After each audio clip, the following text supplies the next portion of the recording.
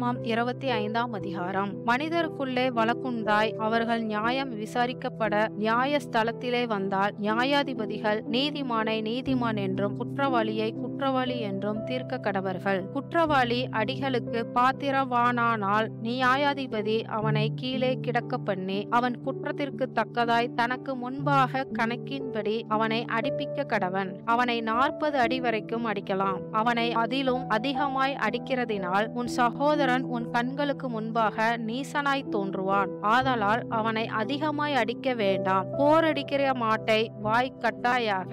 சகோதரர் ஒன்றாய் குடியிருக்கும் போது அவர்களில் ஒருவன் புத்திர சந்தானம் இல்லாமல் மரித்தால் மரித்தவனுடைய மனைவி புறத்தில் இருக்கிற அந்நியனுக்கு மனைவியாக கூடாது. அவளுடைய புருஷனின் சகோதரன் அவளை தனக்கு மனைவியாக கொண்டு அவளிடத்தில் சேர்ந்து புருஷனுடைய சகோதரன் செய்ய வேண்டிய கடமையை செய்ய கடவன். மரித்த சகோதரனுடைய பேர் இஸ்ரவேலில் அற்று போகாதபடிக்கு அவன் பேரை அவள் பெரும் தலைப்பிள்ளைக்கு தரிக்க வேண்டும். அவன் தன் சகோதரனுடைய மனைவியை விவாகம் பண்ண மனதில்லாதிருந்தால் அவன் சகோதரனுடைய மனைவி வாசலில் கூடிய மூப்பரிடத்துக்கு போய் என் புருஷனுடைய சகோதரன் தன் சகோதரனுடைய பேரை இஸ்ரவேலில் நிலைக்க பண்ண மாட்டேன் என்கிறான். புருஷனுடைய சகோதரன் செய்ய வேண்டிய கடமையை செய்ய அவன் மனதில்லாதிருக்கிறான் என்று சொல்வாளாக.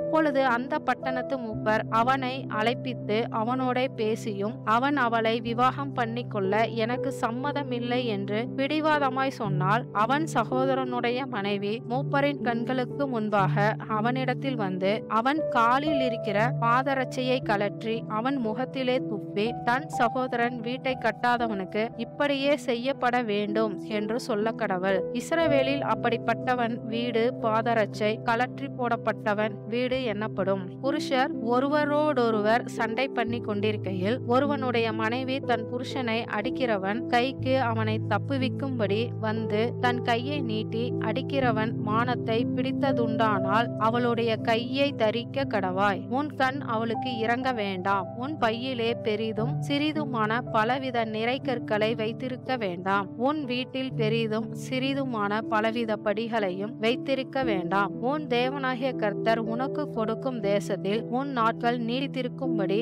குறையற்ற சுமித்திரையான நிறைகல்லும் குறையற்ற சுமித்திரையான படியும் உன்னிடத்தில் இருக்க வேண்டும். இவை முதலான அநியாயத்தை செய்கிறவன் எவனும் உன் தேவனாகிய கர்த்தருக்கு அருவருப்பானவன். எகிப்திலிருந்து புறப்பட்டு வருகிற வழியிலே அமலேக்கு தேவனுக்கு பயப்படாமல் உனக்கு எதிராக வந்து நீ இளைத்து விடாய்த்திருக்கையில் பின் வருகிற உன் பாளையத்தில் உள்ள பலவீனரை எல்லாம் வெட்டினான் என்பதை நினைத்திரு. உன் தேவனாகிய கர்த்தர் நீ சுதந்தரித்துக் கொள்ள உனக்கு கொடுக்கும் தேசத்தின் சுற்றுப்புறத்தாராகிய உன்னுடைய சத்துருக்களை எல்லாம் உன் தேவனாகிய கர்த்தர் விலக்கி உன்னை இளைப்பார பண்ணும் போது நீ அமலேக்கின் பேரை வானத்தின் கீழ் இராதபடிக்கு அழிய பண்ண கடவாய். இதை மறக்க வேண்டாம் என்பதே ஆமென்.